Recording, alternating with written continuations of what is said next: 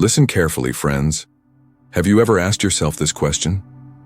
When we have everything, why is our mind still so restless? Why does it sometimes feel like our mind is not our servant but has become our master? Why do we have a bed to sleep in, but no sleep? Why do we have relationships but no sense of belonging? And why, despite being surrounded by crowds, do we still feel lonely inside? Have you ever stopped to think why this mind keeps running? Why doesn't it stop? Whenever you try to sit peacefully, the mind stands before you as a question. What will happen tomorrow? What if things don't go as planned? What if they say something? The mind keeps running, directionless, restless. In today's video, we won't discuss any story. Today, we'll tackle the biggest question everyone struggles with. What to do when the mind is not at peace. This video is for all those who stay awake at night but can't tell anyone, who smile on the outside but are crying inside, who have lost themselves and now want to find themselves again. Why is our mind so restless today? In today's world, humans have set foot on the moon, but have failed to explore the depths of their own minds. We are constantly running, chasing work, fame, relationships, validation. But this race never ends, and every unfinished race brings new restlessness. Gautam Buddha once said, "Your greatest enemy is not outside you, it sits within you, your restless mind." Today, people want to control everything, what others say, how life goes, what the future holds. But the one thing they should truly control, their own mind, remains neglected. The two parts of the mind. Our mind is divided into two parts. 1. Conscious mind, the part you're using right now to listen and think. 2. Subconscious mind, the hidden part that actually controls 95% of our decisions, emotions, fears, and habits. The subconscious mind never sleeps. When you dream of falling, feel fear, or wake up startled, it's all the subconscious mind's reaction. Buddha said, "Until you know yourself, no teaching can liberate you." And knowing yourself means understanding your mind. Buddha is not a religion, he is a path. He gave us the method to read the mind: meditation, awareness, and acceptance. The science behind meditation. Buddha introduced Vipassana meditation, a technique where we simply observe our breath. No mantras, no imagination, just observation.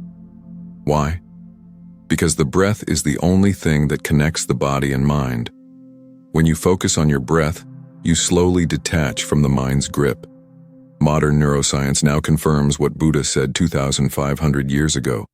Meditation activates the prefrontal cortex, responsible for decision-making and emotional balance.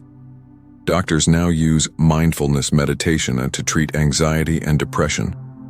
Just 15 minutes of daily meditation can completely transform your thoughts, emotions, and decision-making abilities. Buddha said, "You become what you think all day long." Modern psychology calls it neurons that fire together, wire together. Repeated thoughts become permanent patterns in the brain. If we don't guide the mind in the right direction, it will drag us in the wrong one. The mind is a servant, not a master. Buddha said, "The mind is your servant, but if you don't control it, it becomes a cruel master." Today, this is exactly what's happening. The mind, meant for thinking and understanding, has become a source of deception. We think, then worry, then fear that worry, and then run from that fear, a cycle that never ends. Buddha's wisdom. Your suffering is not outside, it's within. It's the separation from your true self. The power of a calm mind. When the mind is calm, you start truly living, listening, seeing, feeling. You gain clarity of vision, stability in decisions, and connection with the soul. Time feels slower because you're no longer just looking outward, you're looking inward. The subconscious mind is like an ocean. If controlled, you can change the direction of your life overcome diseases, erase fears, and burn anger into ashes. This is self-mastery, the greatest victory of all. What to do when the mind is restless? The next time your mind is restless, when it wants to cry or scream, pause for a moment. Return to your breath. Sit like Buddha and tell yourself, "Mind, you are a part of me, not my master." Because the day you conquer your mind, you won't need any other victory. Next part, signs of upcoming turmoil. Now that we've understood why the mind is restless, how the subconscious works, and the path to peace, in the next part we'll explore what are the early signs when turmoil is about to arise, because every coming storm first hides in gentle winds. Have you ever wondered, why am I the one always troubled? Sometimes there's unease for no reason, fear without cause, and it feels like someone else has taken over your mind. Is the mind our servant, or has it become our master? In this fast-paced world, we've become machines that smile on the outside but are breaking inside. We chase money, fame, identity, relationships, goals, but even at night the mind won't rest. The first cause of restlessness, not understanding impermanence. Buddha gave a powerful word, anicca, impermanence. Everything changes. When we're sad, we think the sadness will never end. When troubled, we believe the restlessness will last forever. This is mistake number one, not understanding impermanence. Every emotion, thought, and situation is temporary. Buddha said, whatever arises, perishes. But instead of letting go, we cling to sorrow, anger, fear, and that's where mental chaos begins. Neuroscience confirms, the brain is wired to protect us by fearing. When we see pain as permanent, the mind gets stuck in overthinking. Solution: whenever your mind is disturbed, say, "This too shall pass." Repeat it, believe it, absorb it.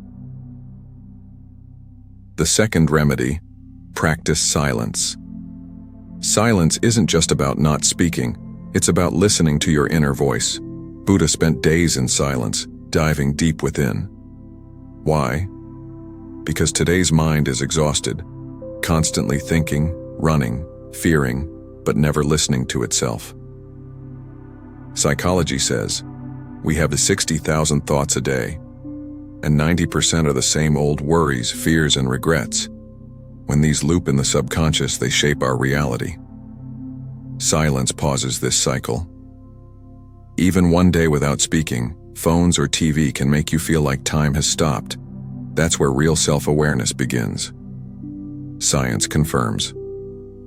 In meditation, brainwaves shift to beta, alpha, and theta states, linked to peace, creativity, and deep mental balance. The third remedy, acceptance, not struggle. Buddha said, what you resist persists. What you accept transforms. Mistake. We fight the mind, trying to suppress it, but the mind isn't an enemy. It's a scared, tired child. Solution. Instead of fighting, accept it. Say, yes, my mind is restless right now. Yes, I'm confused, and that's okay. Psychology agrees. Acceptance is the first step to transformation. The fourth remedy, meditation, vipassana. Buddha said, to understand the mind, observe it in stillness, not in motion. Like a river, when turbulent, you can't see the bottom, but when calm, everything becomes clear. Meditation silences the inner noise. Start with just 5 minutes a day, observing your breath. Gradually the mind settles. Bringing sur, final wisdom.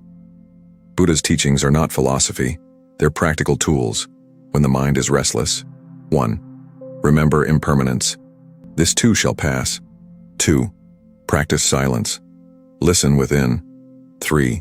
Accept, don't resist. Embrace your emotions. 4. Meditate. Still the mind to see clearly.